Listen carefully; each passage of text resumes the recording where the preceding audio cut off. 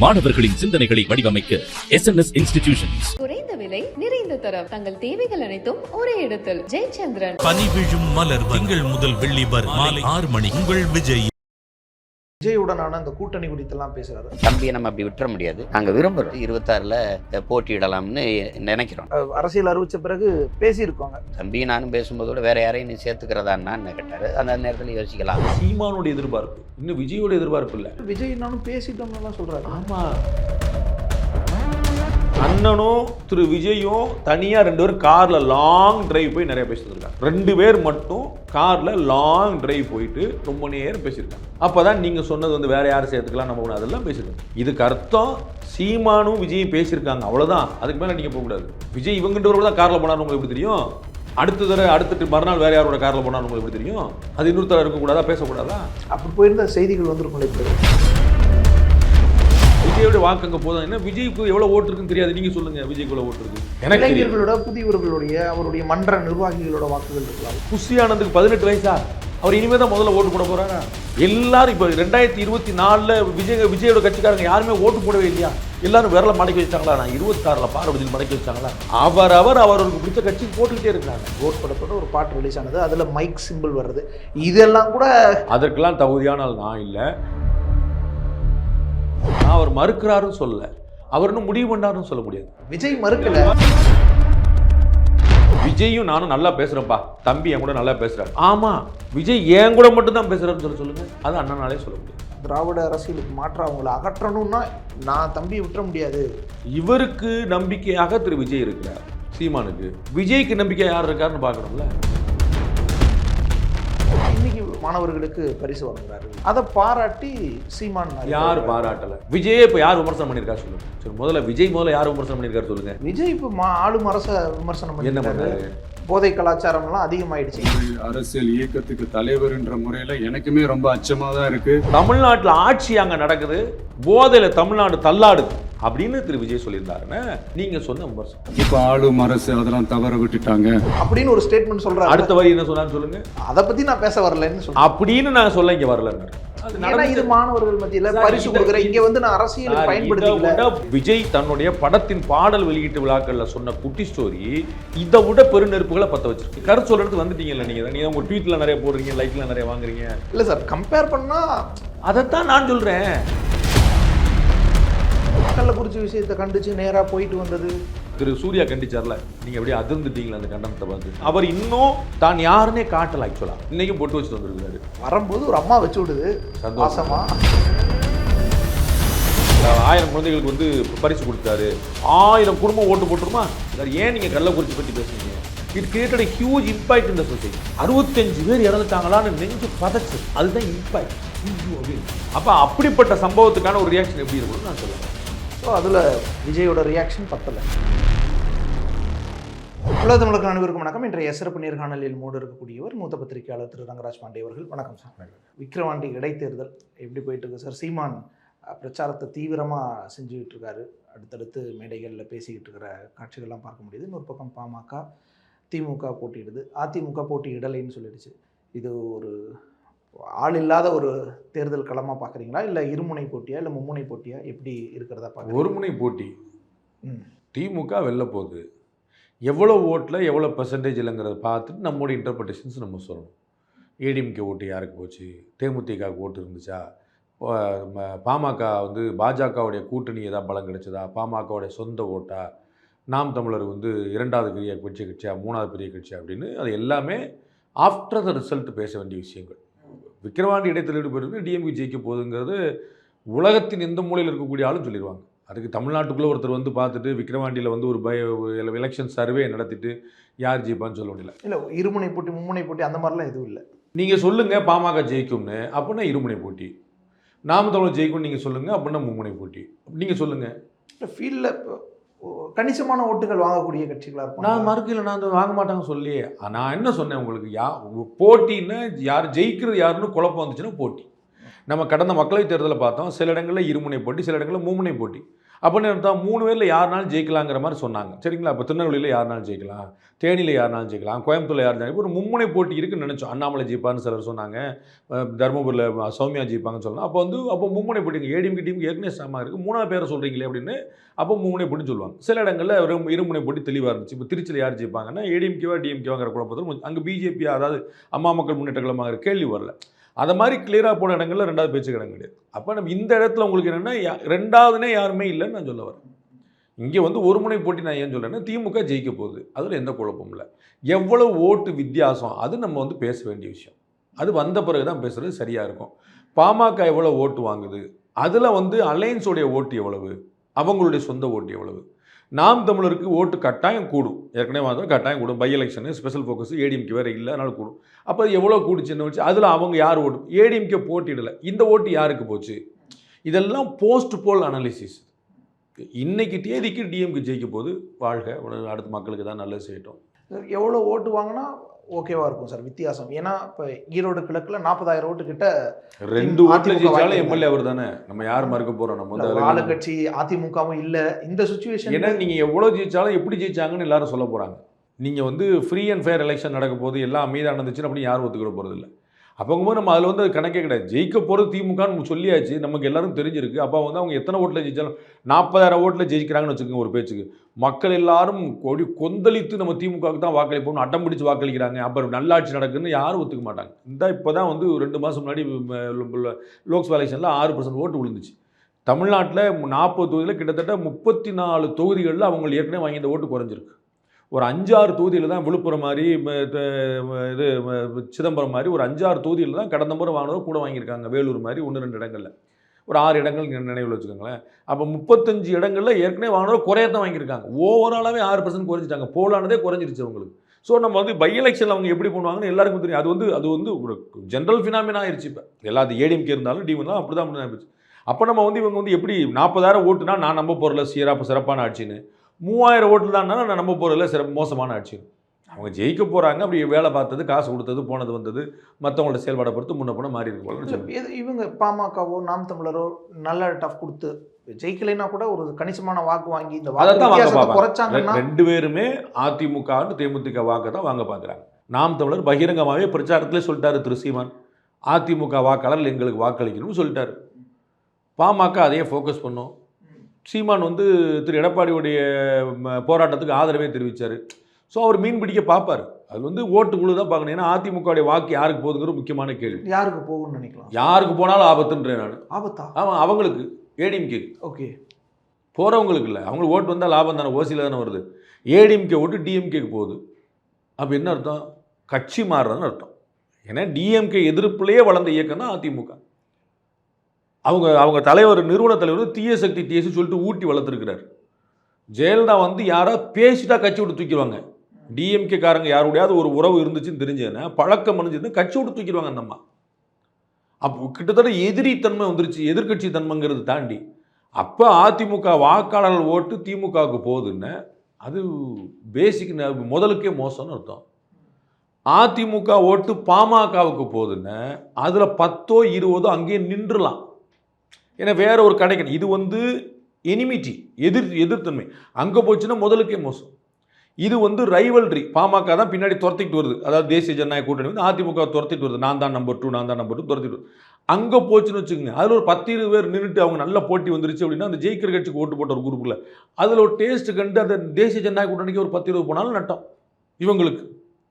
நாம் தமிழர் போச்சுன்னா கேட்க வேண்டியதே இல்லை. அண்ணன் வந்து நான் தான் தமிழகத்தின் நம்பர் 1 கட்சின்னு சொல்லுவார், அடித்து பின்னி போயிட்டே இருக்கும். யாருக்கு போனாலும் அதிமுகவுக்கு லாபம் இல்லை, அதில் அவ்வளோதான்.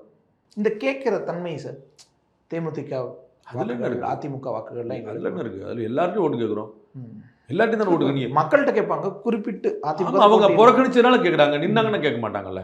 நேற்று வரைக்கும் கேட்டாரா அவர்? அதிமுக போட்டிட்டுச்சுன்னா நீங்கள் கொஞ்சம் அட்ஜஸ்ட் பண்ணி எனக்கு ஓட்டு போடுன்னு சொல்லுவாங்க. அதிமுக களத்தில் இல்லை. அப்போ அதிமுக தானே களத்தில் இருக்காது, அதிமுக வாக்காளர்கள் களத்தில் இருப்பாங்கல்ல. வாக்காளர்கள்ட்ட எங்களுக்கு ஓட்டு போடுங்கன்னு கேட்குறாரு. என்ன தப்பு? எல்லார்ட்டையும் தானே கேட்கணும். எல்லாருமே எல்லாரும் தானே போடுவோம். ஓட்டு போட மாட்டாங்கன்னு தெரிஞ்சு கூட அந்த இடத்துக்கு போக மாட்டாங்களா? போன முறை பார்த்தோம் அந்த பூத்துலேருந்து ஒரு ஓட்டு நமக்கு விழலை, அப்போ இந்த தெருக்கு போக மாட்டேன்னு சொல்ல மாட்டாங்களே. அது இந்த முறை போவோம் 10 ஓட்டா அவ்வளோ ஓட்டுன்னு ட்ரை பண்ணுவாங்க. அப்படி தான் ட்ரை பண்ணுவாங்க. And ADMK not in race, அப்போ அவங்க என்ன உரிமையாக கேட்பாங்க, நீங்கள் எப்படியும் நீங்கள் நிற்க போகிறதில்ல, ரெட்டலைக்கு போட போகிறதில்ல, ரெட்டலைக்கு பதிலாக நீங்கள் வந்து மைக்குக்கு போடுங்க. அதிமுக புறக்கணிக்குதுன்னா இப்போ அதிமுக தொண்டர்களும் புறக்கணிக்க தானே செய்யணும். அதுதான் நான் சொல்கிறேன், புறக்கணிக்க மாட்டாங்கல்ல. நீங்கள் போலிங் வந்து நம்ம 40% 55% இருக்குமா, ஏடிஎம்கேக்கு 20% ஓட்டு இருக்குது. அப்போ நீங்கள் 20% ஓட்டு போடாதலன்னா 55% தான் போலாகணும். பை எலெக்ஷன் அவ்வளோதான் போலாகணும்னு நினைக்கிறீங்களா? அப்புறம் ஏடிஎம்கே வாக்காளர் வாக்களிக்க தான் போகிறாங்க. அதை தான் நான் சொல்கிறேன், ஏடிஎம்கேக்கு நட்டம்னு. எப்படி பார்த்தாலும் ஏடிஎம்கே ஓட்டு ஊடத்தான் போகுது. ஏடிஎம்கே புறக்கணிச்சிருக்குன்னு சொன்னாங்க, ஆனால் ஏடிஎம்கே வாக்காளர்கள் புறக்கணிக்கல. அப்போ தலைமை மீறிட்டாங்களா? அதிமுகவுடைய தலைமையின் முடிவை அதிமுக தொண்டர்கள் ஏற்கலை, ஒத்துப்பீங்களா? அப்படிதானே அர்த்தம். அதிமுக இந்த தேர்தலை புறக்கணிக்கிறது, அதானே சொன்னீங்க. நான் போட்டியிடலை, நான் வரலை அப்படின்னு திரு எடப்பாடி பழனிசாமியோட தனிப்பட்ட முடிவு கிடையாது. It is a decision of ADMK as a party. கேட்டா சார் ஓட்டிங் சார் இப்போ ஒரு 65,000 ஓட்டு வாங்கியிருந்தாங்க, 66,000 ஓட்டு இந்த நாடாளுமன்ற தேர்தலில் விக்கிரவாண்டி தொகுதியில் அதிமுகவினர். ஒரு 7,000 ஓட்டு வித்தியாசம் தான் இருந்துச்சு திமுகவுக்கும் அதிமுகவுக்கும். இப்போ அவங்க தவற விடுறாங்களோ இந்த ஸ்பேஸை? ஆமாம், நான் வந்து ஜெயிப்பாங்கன்னு சொல்லலை, போட்டிகிட்டு இருந்தாங்கன்னு. ஆனால் எந்த போட்டியும் கட்சி இல்லாமல் நடக்கக்கூடாது. நடந்துருச்சுன்னா யாரும் தேட மாட்டாங்க. இப்போ எத்தனை பேர் அழுவாங்கன்னு நினைக்கிறீங்க? ஏடிஎம்கே போட்டி போடலையே அப்படின்னு யார் அழுவாங்கன்னு நினைக்கிறீங்க? யாரும் அழ மாட்டாங்க.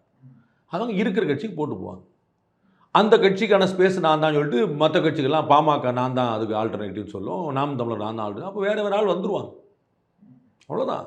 அப்போ நான் இல்லைன்னு யார் அழப்போகிறாங்க? அவன் வேலையை பார்க்க போகிறாங்க.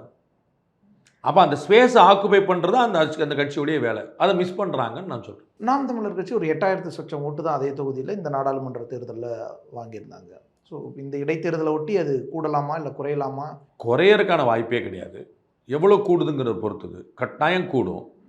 நார்மலாக ஒரு 10,000 ஓட்டு வாங்கினார் அப்படின்னா நம்ம வந்து அவர் கிராஜுவல் குரோத் இருக்குன்னு வச்சுக்க வேண்டியதான். ஒரு 20,000 30,000 வாங்கினாங்கன்னா ஏடிஎம்கே ஓட்டு நாங்கள் கணிசமாக அங்கே போயிருக்குன்னு புரிஞ்சுக்க வேண்டியதான். நாங்கள் தான் ஒரு ஆல்டர்னேட்டிவ் பார்ட்டி, நாங்கள் வந்து நம்பர் 3 பார்ட்டிங்கிறத நாடு மக்கள் ஏற்றுட்டாங்க, பாஜகவை நாங்கள் முந்திட்டோம், பாமகவுக்கு விழுந்து இன்டர்பிரேஷன் தானே. அவர் நாளைக்கு நீங்கள் பேட்டி கேட்கும்போது சொல்லார்ல ப்ரெஸ் மீட்டில், அது திமுகவுடையது கூட்டணி வாக்கு, பாமகவுக்கு சொந்த சமூக பின்பலம், நாங்கள் ஏதும் இல்லாத பிள்ளைகள், எங்களுக்கு விழுந்த வாக்குலாம் மக்களுடைய வாக்கு, அதிமுக வாக்காளர் கூட எங்களுக்கு தான் கொடுத்துருக்குறாங்க அப்படின்னு அவர் வந்து நாங்கள் வளர்ந்துட்டோம்னு சொல்லுவார். நாங்கள் தான் இன்றைக்கி திமுக அதிமுக கடத்து நாங்கள் நாம் தமிழர் தான் நம்பர் 3 பார்ட்டின்னு சொல்லுவார். இந்த அங்கீகாரம் பெற்றது, சின்னம் உறுதியானது, இது ஹெல்ப் பண்ணலாமா சார்? அதுக்கெல்லாம் எந்த முக்கியத்துவம் கிடையாது. அங்கீகாரம் பெற்றதுங்கிறக்கா யாராவது ஓட்டு போடுவாங்களா என்ன? வலிமையாக வந்துட்டு இருக்காங்க, சரி ஆதரிப்போம், அந்த சென்ஸ் இருக்குது. ஆனால் தேர்தல் ஆணையத்தின் அங்கீகாரம் பெற்றுட்டாங்கன்னு 100 ஓட்டு கூட போகிறது இல்லை. அந்த வியப்பு மக்களுக்கு இருக்கும். அதோட சார் நாம் தமிழருடைய வாக்கு என்னன்னு புரிஞ்சுக்கோங்க. ஏடிஎம்கே டிஎம்கே வேண்டான்னு நினைக்கிற வாக்கு, இவ்வளோதான். அதே வாக்கு தான் பிஜேபி ட்ரை பண்ணுது. நாம் தமிழர் வந்து அதிமுக திமுக ரெண்டும் மோசம், என்னுடைய கொள்கை தமிழியம், தமிழ் தேசியம். பாஜகவுடைய வாக்கு என்ன? அதிமுக திமுக ரெண்டும் மோசம், என்னுடைய வாக்கு தேசியம், என்னுடைய கொள்கை தேசியம், இவ்வளோதான். 2 பேருக்கும் ஒரே கொள்கை தான். இவர் தமிழை மையப்படுத்தி நிற்கிறார், இவங்க நாட்டை மையப்படுத்தி நிற்கிறார். 2 பேருக்குமே ஒரே வாக்கு தான். அப்போ டிஎம்கே டிஎம்கே ரெண்டு இவங்க தான் ஓட்டு போடுவாங்களே தவிர, நீங்கள் அங்கீகாரம் வாங்கிட்டாங்க, சின்னம் வாங்கிட்டாங்க, அவருக்கு வந்து கரும்புக்கும் ஓட்டு போட்டாங்க, கரும்பு விவசாயிக்கு ஓட்டு போட்டாங்க, அவருக்கு மெழுகுவர்த்திக்கும் ஓட்டு போட்டாங்க, அது வந்து வேறு. அது இந்த ஐடியா பிடிச்சிருக்குன்னு போகிறவங்க டிஎம்கே ஐடிஎம்கே எனக்கு வேண்டாம்ப்பா, அப்போ அவங்களுக்கான இருந்தாங்க. நான் ஏற்கனவே பல முறை சொன்ன போல அந்த ஸ்பேஸை தான் ஒரு முறை பாமக ட்ரை பண்ணிச்சு, ஒரு முறை தமாக ட்ரை பண்ணிச்சு, ஒரு முறை தேமுதிக ட்ரை பண்ணிச்சு, ஒரு முறை மதிமுக ட்ரை பண்ணிச்சு, இப்படி இருக்கக்கூடிய மக்கள் நல கூட்டணி ட்ரை பண்ணிச்சு, பாஜக ட்ரை பண்ணிச்சு. இப்படி ஒவ்வொரு கட்சிகளுமே இந்த மாதிரி ஒரு ஆல்டர்னேட்டிவ் ஸ்பேஸ் தான் ட்ரை பண்ணுறாங்க, அதிமுக திமுகவுக்கு மாற்று அப்படின்னு. அதை தான் அவர் வளர்ந்துக்கிட்டே வர்றார். சார் இன்னொரு பக்கம் விஜயுடனான அந்த கூட்டணி குறித்தெல்லாம் பேசுகிறாரு, சந்தித்தது குறித்து உறுதிப்பட தெரிவிச்சிருக்கிறாரு, 26ல் சேர்ந்து வரன்னு இருக்காரு.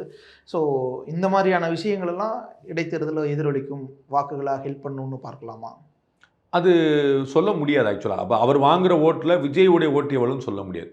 ஏன்னா விஜய்க்குன்னு எவ்வளோ ஓட்டு இருக்குன்னு தெரிஞ்சால் தான் அது எங்கே போச்சுன்னு சொல்ல முடியும். இப்போ ஏடிஎம்கேக்கு ஒரு ஓட்டு இருக்குன்னு நமக்கு தெரியும், அப்போ அந்த ஓட்டு இங்கே போயிருக்குன்னு நம்ம சொல்லலாம். விஜய்க்கு எவ்வளோ ஓட்டு இருக்குன்னு தெரியுது. அன்டெஸ்டட் வாட்டரில் நீங்கள் எப்படி சொல்வீங்க? தண்ணிக்குள்ளே நீங்கள் கை வச்சா தானே குளிர்தா வெது வெதுப்பாக இருக்குதானே சொல்ல முடியும். ஒன்றுமே சொல்லாமல் நீங்கள் குளிர்து இத்தனை டிகிரி நீங்கள் எப்படி சொல்ல முடியும்? அப்போ நீங்கள் அது வந்து விஜயோட வாக்கு அங்கே போதும். ஏன்னா விஜய்க்கு எவ்வளோ ஓட்டு இருக்குன்னு தெரியாது, நீங்கள் சொல்லுங்கள் விஜய்க்கு எவ்வளோ ஓட்டு இருக்குன்னு.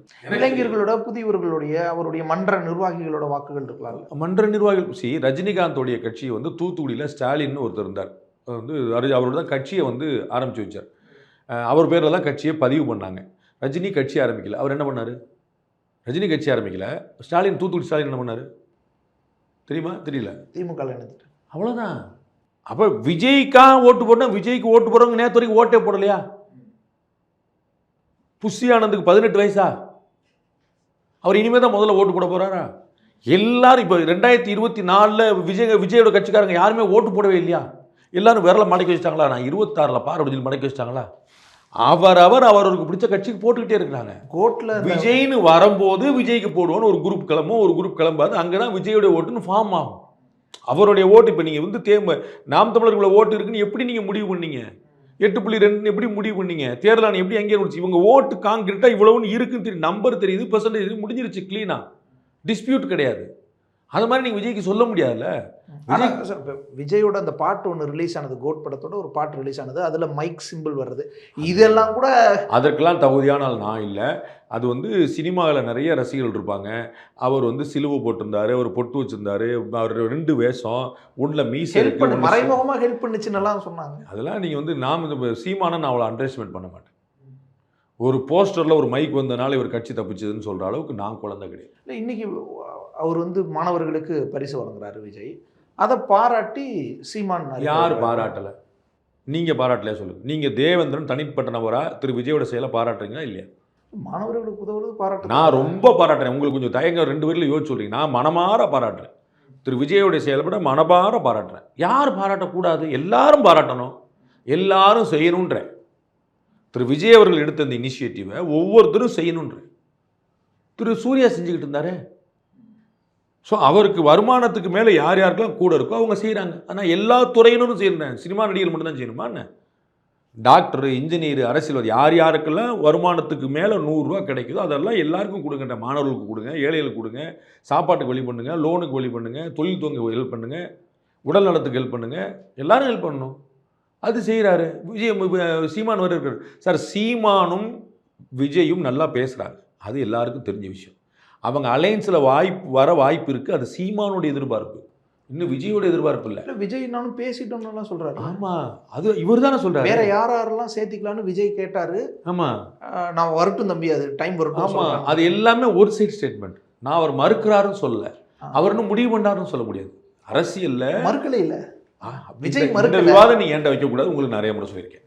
நான் ஒரு விஷயத்தை மறுக்கலைன்னா நான் செஞ்சுட்டேன்னு அர்த்தம் கிடையாது. நீங்கள் தான் ப்ரூஃப் பண்ணிக்கணும். நான் வந்து ஒவ்வொன்றும் பதில் சொல்லிட்டே போவேனா? தேவேந்திரன் ஒன்று சொல்லுவார், அவர் ஒன்று சொல்லுவார், இதுக்கெல்லாம் பதில் சொல்லிட்டு நான் போட்டு தான் ஏன் நினைக்கிறேன். இல்லை, சீமான் அப்படி ஒரு வெளிப்படையாக சொல்ல முடியாது. நல்லா புரியாது. நான் பேசுறாருன்னு சொன்னேனே, நீங்க புரிஞ்சுக்க மாட்டேன்றீங்களே. பேசுறாரு, நானும் தானே சொன்னேன். ஆமான்னு. விஜயும் சீமானும் நல்ல டேர்ம்ஸில் இருக்கிறாங்க, நல்ல டாக்ஸில் இருக்கிறாங்க, நல்ல அண்டர்ஸ்டாண்டிங்கில் இருக்கிறாங்க. ஆனால் இது கூட்டணியாகவே முடியும்னு சொல்ல முடியாது. அவருக்கு நிறைய ஆஃபர் இருக்கு. தன்னோட பேசுகிற மட்டும் தான் தெரியும், என்னோட மட்டும்தான் பேசுகிறாருன்னு சொல்லுங்க. விஜயும் நானும் நல்லா பேசுகிறேன்ப்பா, தம்பி என் கூட நல்லா பேசுகிறார். ஆமாம், விஜய் என் கூட மட்டும்தான் பேசுகிறாருன்னு சொல்லுங்கள். அது அண்ணனாலே சொல்ல முடியாது. அவர் காங்கிரஸ் கூட பேசுவார், விடுதலை சித்தரோட பேசுவார், இன்னும் 4 மக்களோட பேசுவார், நமக்கு தெரியாத இன்னும் 4 பேரோட பேசுவார். ஏங்க, அவர் வந்து இன்னைக்கு மார்க்கெட்டில் வந்துட்டு புது ப்ராடக்ட்டுங்க. அது எல்லாரும் க்யூவில் நிற்பாங்க. நான் முந்திம்பாங்க, 10 ரூபா கூட கொடுப்பாங்க. ஐஃபோன் ஒரு நியூ வெர்ஷன் லான்ச் பண்ணால் வாசலில் க்யூ நிற்கிதா இல்லையா? நியூ ப்ராடக்ட், ஆப்வியஸாக அட்ராக்ஷன் வரும். எனக்கு வந்து மேனேஜர் தெரியும் அப்படின்னாலே மேனேஜர் எனக்கு தான் கொடுப்பாரு. எனக்கு கொடுப்பாரா இருக்கும், நான் மறுக்கலை. எனக்கு தான் அதுன்னு சொல்ல முடியாது. அது கையில் வாங்கினா தான் உண்டு. ஆனால் ஒரு அரசியலில் நாள் முறிஞ்ச கூட்டணிகள் 100 உண்டு. நாள் முறிஞ்ச கூட்டணி தேர்தலுக்கு நாள் வரைக்கும் முடிவாங்கல்ல. ஓகே, இல்லைன்னு சொல்லுங்க. இல்லை, கடைசி நேரத்தில் நிறைய மாற்றங்கள். அவ்வளோதான் நானும் சொல்கிறேன். திமுக அதிமுகக்கு மாற்றா, திராவிட அரசியலுக்கு மாற்றா அவங்களை அகற்றணும்னா நான் தம்பியை விட்டுற முடியாது, தம்பியை வச்சு தான் அப்படின்னு சொல்லும் பொழுது இவருக்கு நம்பிக்கையாக திரு விஜய் இருக்கிறார். சீமானுக்கு விஜய்க்கு நம்பிக்கை யார் இருக்காருன்னு பார்க்கணும்ல. ஒரு கல்யாணம் சார், எனக்கு பொண்ணு பிடிச்சிருக்குன்னு சொல்லிட்டேன், பொண்ணு சொல்லணும்ல. கண்டிப்பா மாப்பிள்ளை சொல்லிட்டாரு. ஏங்க, மாப்பிள்ளை சொல்லிட்டாருங்க, நமக்குல பொண்ணு சொல்லணும். மாப்பிள்ளை சொல்லிட்டாருன்றேன் அப்படின்னு நாங்கள் தேதி ஃபிக்ஸ் பண்ணியாச்சு, பொண்ணு சொல்லணும்ல. இருமணம் இணைந்தால் தானே திருமணம். அப்போ நான் ஒரு மனம் வந்திருக்கு, நான் மறுக்கலை, நான் ஆமான்னு சொல்ல. நான் வந்து எனக்கு தெரியும், நாங்கள் எங்களுடைய அட்ராசிட்டியில் ரொம்ப முன்னாடியே போட்டோம். உங்களுக்கு இன்னும் ஒரு பெரிய எக்ஸ்ட்ரா சொல்கிறேன். அண்ணனும் திரு விஜயும் தனியாக 2 பேரும் காரில் லாங் டிரைவ் போய் நிறைய பேசிட்டு வந்திருக்காங்க. 2 பேர் மட்டும் காரில் லாங் டிரைவ் போயிட்டு ரொம்ப நேரம் பேசியிருக்காங்க. அப்போ தான் நீங்கள் சொன்னது வந்து வேறு யாரும் சேர்த்துக்கலாம் நம்ம ஒன்று அதெல்லாம் பேசியிருக்காங்க. இதுக்கு அர்த்தம் சீமானும் விஜயும் பேசியிருக்காங்க, அவ்வளோதான். அதுக்கு மேலே நீங்கள் போகக்கூடாது. விஜய் இவங்கன்றவரோட தான் காரில் போனான்னு உங்களுக்கு எப்படி தெரியும்? அடுத்த மறுநாள் வேறு யாரோட காரில் போனான்னு உங்களுக்கு எப்படி தெரியும்? அது இன்னொருத்தர இருக்கக்கூடாதா, பேசக்கூடாதா? அப்படி போயிருந்த செய்திகள் வந்திருக்கும்ல. இப்போ இது போன செய்தி வந்த மாதிரி வரல. அண்ணன் சீமான் சொல்லிட்டாரு, அவர் சொல்லலை. கூட போனவர் சொல்லலை. சீமான் சொல்லிட்டாரு. அதே மாதிரி இன்னொருத்தர் கூட போயிருக்கலாம் விஜய் கூட, அவர் சொல்லலை. எல்லாத்தையும் சொல்லணும்னு அவசியம் இல்லை.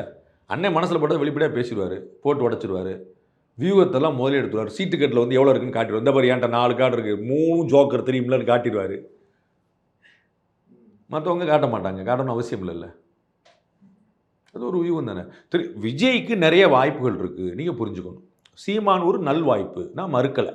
சீமான் மட்டுமே ஒரு வாய்ப்பு அல்ல. அவருக்கு வேற ஒரு, அவர் ஏடிஎம் கூட சேர்ந்தா என்ன கசக்குதா உங்களுக்கு?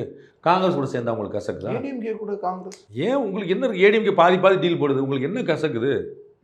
நானா சும்மா சொல்கிறேன், நான் அவனை பேசிட்டேன்னு சொல்லி சொல்லலை. நான் இப்போ ஒரு பேச்சுக்கு நீங்கள் 117 நிலுங்க தம்பி, நான் 117 நிற்கிறேன் தம்பி, 2 பேரில் யார் ஜெயிக்கிறாங்களோ முதலமைச்சர், 2வது இடம் வர்றவங்க துணை முதலமைச்சர். என்ன கசக்குது உங்களுக்கு? என்ன தப்பான டீல் சொல்லுங்கள். உங்களுக்கு அந்த டீல் வந்தால் நீங்கள் வேண்டாம் சொல்லுவீங்களா? என்ன ஒரு பதில் சொல்லுங்கள் சார். நீங்கள் யோசிங்க. அதை நம்பர் 1 பார்ட்டி கேட்கும்போது நம்ம அவ்வளோதான், நம்பர் 2 பார்ட்டி. சரிங்களா? அப்போ அதுதானே பாயிண்ட்டு, அதுதான் நான் சொல்லிட்டு இருக்கிறேன். அப்போ டிபெண்ட்ஸ் அப்போ அந்த ஆஃபரில் சார். நான் அங்கே வேலைக்கு போக மாட்டேன்னு சொல்கிறேன், 1 லட்ச ரூபா சம்பளம்ன்றாங்க. அது சும்மா சொன்னேன், போயிடுவேன்.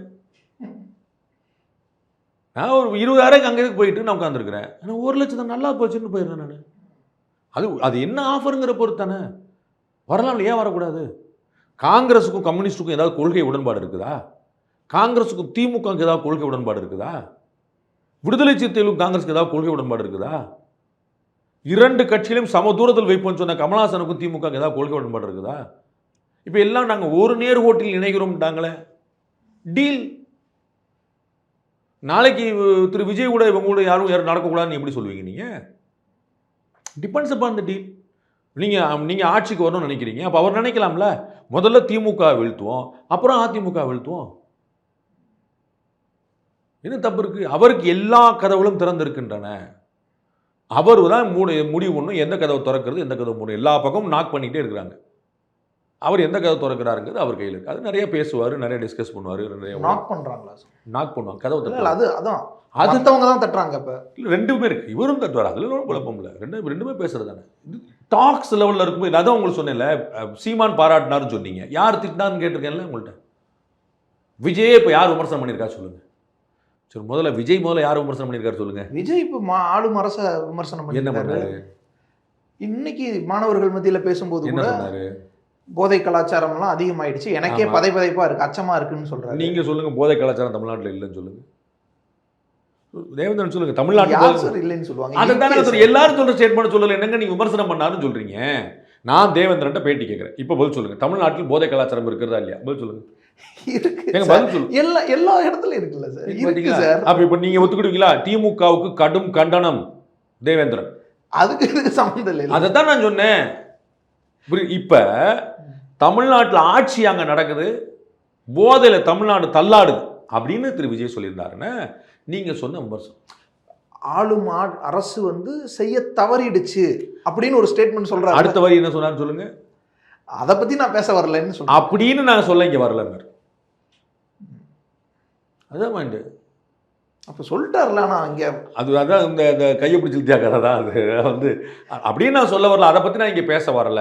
அது நடந்து மாணவர்கள் மத்தியில் இங்கே நான் அரசியல் இதை விட ஊடகமா, இதை விட நிறைய குட்டி ஸ்டோரிஸ் அவருடைய பட விழாக்கள்லேயே சொல்லியிருக்காரு. நம்ம நிறைய பேசியிருக்கோம். அது ஆக்சுவலாக யோசிச்சு பார்த்தீங்கன்னா இதை விட பெரும் பரபரப்புல ஏற்படுத்திருக்கு. ஆமாவா இல்லையா?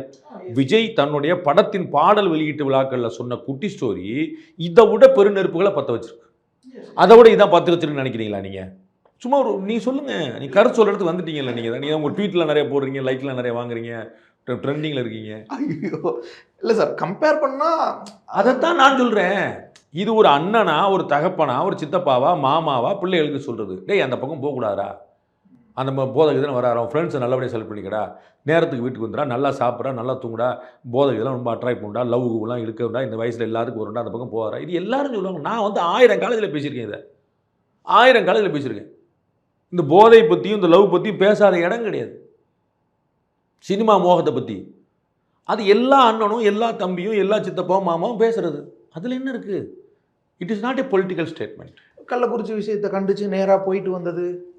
நான் சொல்கிறேன், அதில் திரு விஜய் திரு சூர்யா கண்டிச்சார்ல, நீங்கள் அப்படியே அதிர்ந்துட்டீங்களா அந்த கண்டனத்தை பார்த்து? ஆமாம் இல்லைன்னு சொல்லுங்கள். சிரிச்சுக்கிட்டே இருந்தால் உங்கள் இதில் சேனலை கட் பண்ணி வர போட்டுறாங்க. இல்லை, நீங்கள் சிரிக்கிற வர போட மாட்டுறாங்க. போட்டுருவாங்க சார், போட்டுருவாங்க. அப்போ நான் சூர்யா கண்டனம் தெரிவிச்சது உங்களுக்கு கண் கலங்க வச்சதா இல்லையான்னு கேட்குறேன். சிரிக்கிறீங்க நீங்கள். கண்கலங்க அப்போ பவர்ஃபுல்லாக இருந்துச்சு. அவ்வளோதான். அந்த பவர்ஃபுல்லாக வச்சுக்கோங்க. அதே பவர் வச்சுக்கோங்க. அப்புறம் சூர்யா கொடுக்கும்போது சகோதரர் விஜய் கொடுக்க மாட்டீங்களா? அவருக்கும் பவர்ஃபுல்னு வச்சுக்கோங்க. எக்ஸ்ட்ரா பவர் ப்ளஸ் ஃபுல் அப்படின்னு வச்சுக்கோங்க. நான் அதிமுக பாஜகவுடைய செயல்பாடே பத்தலன்னு சொல்லிக்கிட்டு இருக்கிறேன். நான் மாற்றியே பேசலைங்க. ஒரு எதிர்கட்சி நான் பலமுறை சொன்னேன். அதிமுக ஆட்சியில் இது நடந்திருக்கணும். திமுக எதிர்கட்சியாக இருந்திருக்கணும். அப்போ தெரியும் ஒரு எதிர்கட்சி எப்படி செயல்படணும். ரயில் மறியல், பஸ் மறியல், ஆர்ப்பாட்டி என்னென்னமோ பண்ணி அவங்க வந்து மொத்த அட்டென்ஷன் அங்கே வச்சுருப்பாங்க சார். அவங்க எடப்பாடியும் சஸ்பெண்ட்லாம் ஆகி அட்டென்ஷன் இருந்துச்சுன்னு வச்சுக்கோங்க. நீங்கள் அவரை பற்றி ஒரு கேள்வி கேட்கலையா? அந்த ஆர்ப்பாட்டத்தை பற்றி நீங்கள் பேட்டி கேட்டு வந்தீங்க சார். அதிமுக ஆர்ப்பாட்டம் தமிழ்நாட்டில் ஏற்படுத்தக்கூடிய புரட்சி அப்படின்னு ஒரு பேட்டி கேட்கலையே நீங்கள்? நானா திரு எடப்பாடி அவர்களை பேட்டியில் பேரை சொல்கிற வரைக்கும் நீங்கள் சொல்லவே இல்லையே.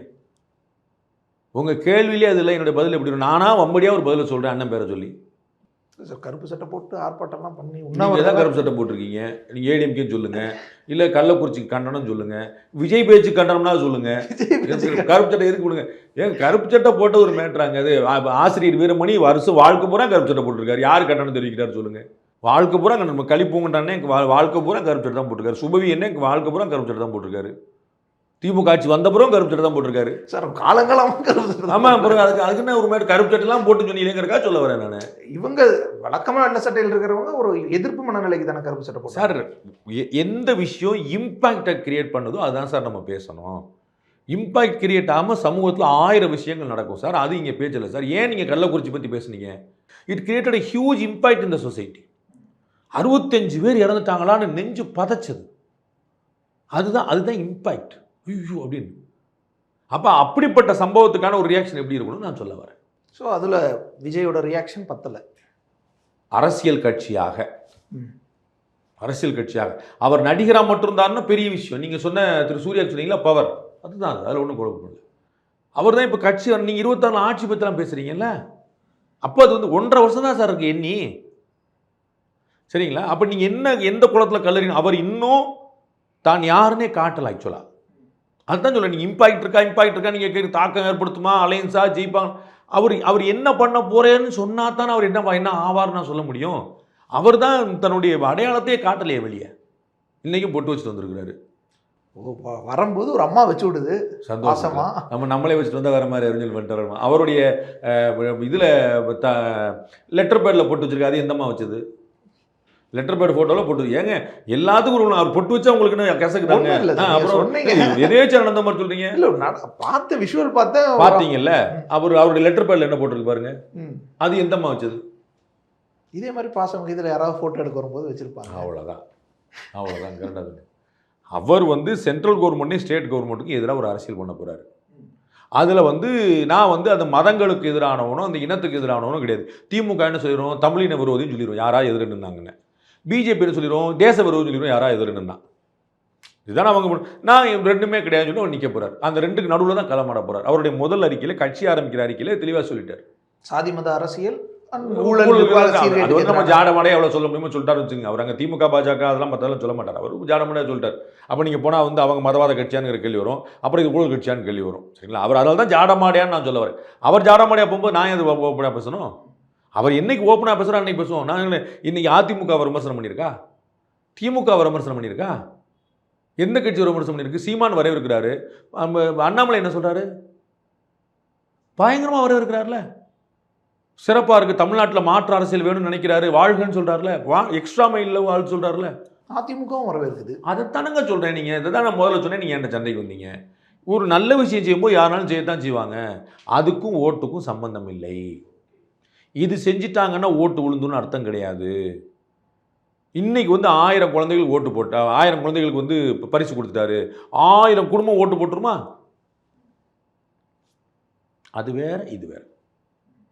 இது பார்க்குறவங்க மனநிலையில் ஒரு பிம்பத்தை நல்ல மனுஷன், சொந்த காசில் பண்ணுறாரு, இவ்வளோ சாப்பாடு போடுறாரு, காலைல ஒரு சாப்பாடு, மதியம் ஒரு சாப்பாடு, 1000 பேர், குழந்தைங்களே 1000 ப்ளஸ் பெற்றோர் 2 பேர் வச்சுன்னா 3000 பேர், ப்ளஸ் நம்ம வாலண்டியர்ஸ் ஒரு 500 பேர்னா 3500 பேருக்கு சாப்பாடு 2 வேளைக்கு அப்படின்னு பெரிய விஷயந்தான்.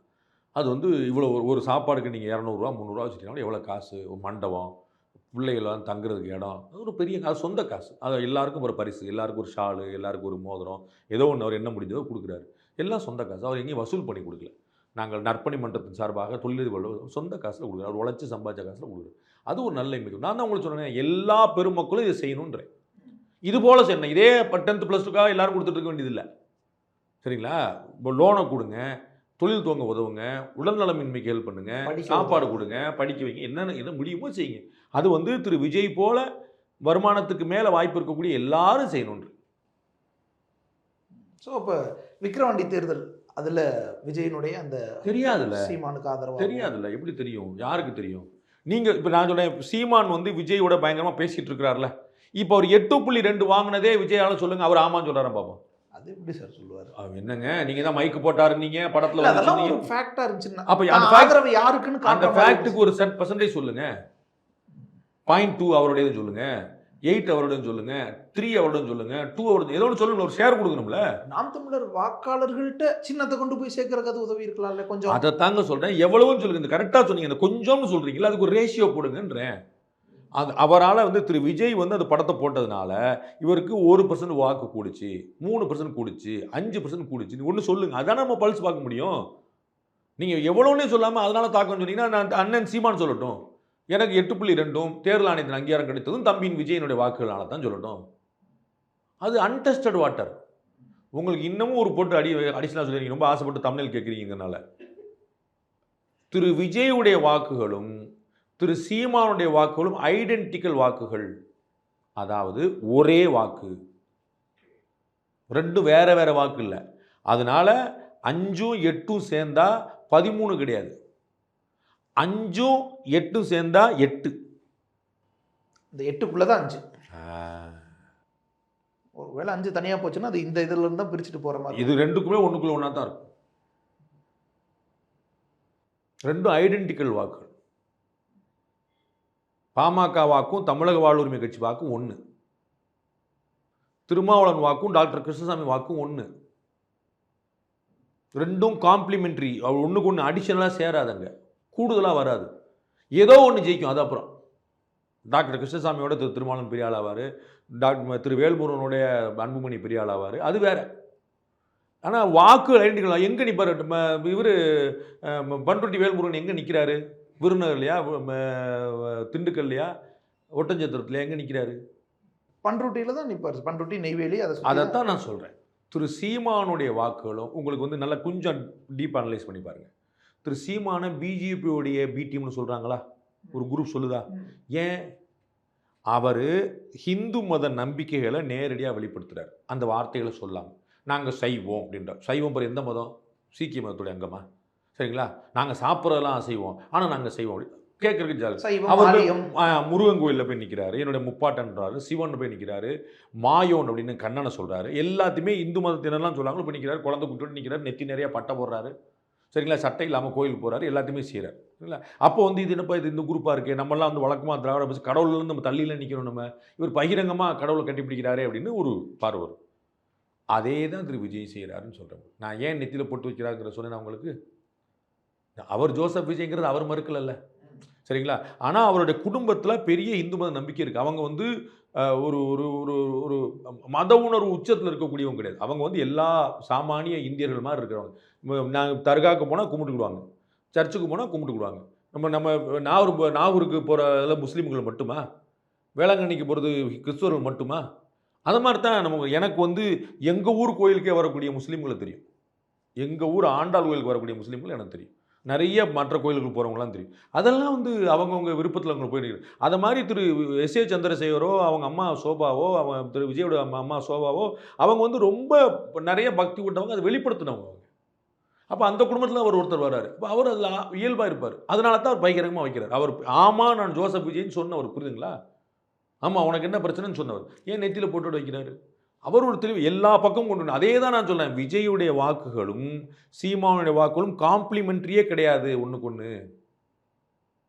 உங்கள்கிட்ட 4 என்கிட்ட 6ங்கிற கிடையாது. 4க்குள்ளதான் 6, 6க்குள்ளதான் 4. அதனால தான் திரு விஜய் எல்லா பக்கமும் பேசுறாருன்ற. இதோட மட்டும் நின்றாலும் சொல்ல எல்லா வாய்ப்புகளையும் யோசிப்பாங்க. கரெக்டாக யோசிப்பார். அவர் ஜெயிக்கிறதுக்கு தானே வர்றாரு. அவர் ஏன் ஒரே தடவை முடிக்கணும்? ஏன் அவர் கதவை போட்டுன்னு நினைக்கிறீங்க? அவர் எல்லா கதையும் திறப்பார்ல, ஏன் திறக்கக்கூடாது? அவர் கதவை 10 பேர் தட்டுறாங்க, அவர் 10 கதவை தட்டுவார். என்ன குறை? எல்லா வாய்ப்புகளையும் ஏற்றுக்கலாம்ல. இங்கே ஜெயிக்கிறது எனக்கு நான் சொன்னேன் உங்களுக்கு. காங்கிரஸ் கட்சிக்கும் கம்யூனிஸ்ட் கட்சிக்கும் நீங்கள் ஏங்க திருவனந்தபுரத்தை சண்டை போட்டுக்கிறீங்க, கன்னியாகுமரி ஒன்று இருக்கிறீங்க, என்னங்க உங்கள் அரசியல் கேட்டீங்களா? ஓ திருவனந்தபுரத்துலையும் ஜெயிச்சிட்டோம், கன்னியாகுமரியும் ஜெயிச்சிட்டோம், போதா அப்படிம்பார். அதானே லாஜிக்கு. அப்போ 2 ஊர்லேயும் ஜெயிப்பு முக்கியமாக, 2 ஊர்லேயும் வீம்பு முக்கியமா? கன்னியாகுமரி திருவனந்தபுரத்துக்கு எவ்வளோ தூரம் சார்? அப்படி ஒரு டோல்கேட் மாறினா திருவனந்தபுரம், டோல்கேட் மாறினா செக் போஸ்ட் மாறினா கன்னியாகுமரி. இங்கே வேறு பாலிடிக்ஸ், அங்கே வேறு பாலிடிக்ஸ். ஒழிப்போம், ஒன்றிணைவோம். என்னப்பா அது பயங்கரமாக இருக்குது.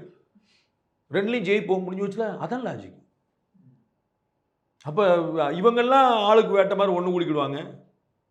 திரு விஜயகாந்த் அவர்களும் ஜெயலலிதா அவர்களும் எதிர நாக்கு திரு மறந்துக்கிட்டீங்களா? ஞாபகம் இல்லையா உங்களுக்கு? இப்போ கைவரல் நீட்டி அசம்பிளியில் போசின சண்டையெல்லாம் மறந்துட்டீங்களா? அன்னைக்கு திரு கேப்டன் வந்து யார் தெரியுமில்லன்னு சொல்லி சொன்னீங்களா? அதெல்லாம் மறந்துட்டீங்களா? இன்னைக்கு வந்து 2 பேரும் ஒன்று மண்ணா இருக்காங்க. அவங்க கட்சி அவசியம் இவங்க போக, இவங்க போராட்டத்துக்கு அவங்க போக. ஏங்க கேப்டன் என்னங்க முறைச்சார் சண்டை பண்ண கேட்பீங்களா? அரசியலில் வெற்றி ஒன்றே தத்துவம். நீங்கள் கொள்கை பேசிகிட்டு இருந்தால் நீங்கள் வந்து அண்ணன் தமிழறி முனியன் மாதிரி, அண்ணன் வாசன் மாதிரி, அண்ணன் பழக்கருப்பியா மாதிரி நீங்கள் பேசிகிட்டே இருக்க வேண்டியது. தத்துவம் பேசுங்க தனியாக.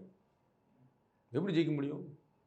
அப்போ எல்லா கதவுகளையும் விஜய் தட்டுவார். விஜய்க்கு எல்லா கதவுகளும் திறந்திருக்கின்றன. மாணவர்களின் தனித்திறமைகளை மேம்படுத்த SNS இன்ஸ்டிடியூஷன்ஸ். குறைந்த விலை நிறைந்த தரம் தங்கள் தேவைகள் அனைத்தும் ஒரே இடத்தில். ஜெயச்சந்திரன். பனி விழும் மலர் திங்கள் முதல் வெள்ளி வரை மாலை 6 மணி. உங்கள் விஜய்.